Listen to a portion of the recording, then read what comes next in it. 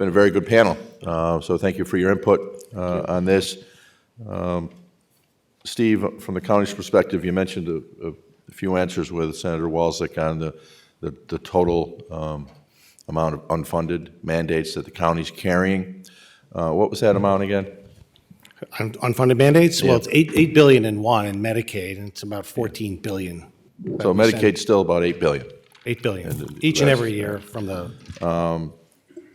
And if those unfunded mandates were funded fully by the state for the services the counties are providing, what would the counties, in your opinion, what would the county's response be as far as how far would they lower property taxes based on the easing up of those unfunded mandates? Well, you could lower property taxes or share sales taxes with towns. Does that go over well? We're going to hold them to that. Yeah. I mean, obviously, local governments want to work together, and if we can share taxes, sales taxes with towns and others, we would, and we are, and we do. But it's hard to do that when you're doing $1 billion in delinquent property taxes that we're making the towns whole with.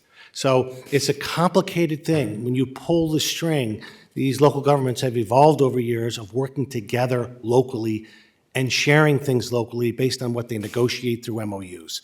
So I would really caution you on making changes in that regard.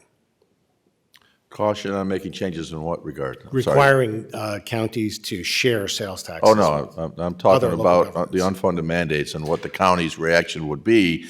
Yeah. I mean, would it I be a dollar for dollar reduction in property taxes? Yes. Probably Yes, not. Senator. It would be a dollar for dollar? Yes, You Senator. think so? Counties will commit to that. Yes. Excellent.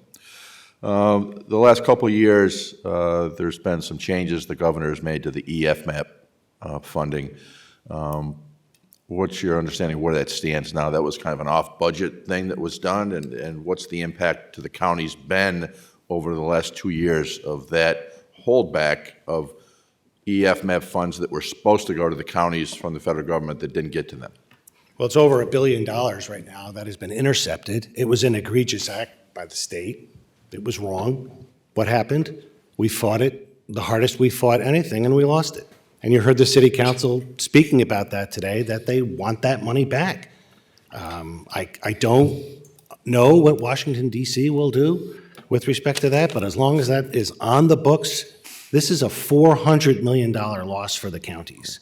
Now, is it, from your perspective, was that a scenario that certainly the governor took that unilateral action to hold that money, intercept that money, but the Biden administration allowed that to happen, right?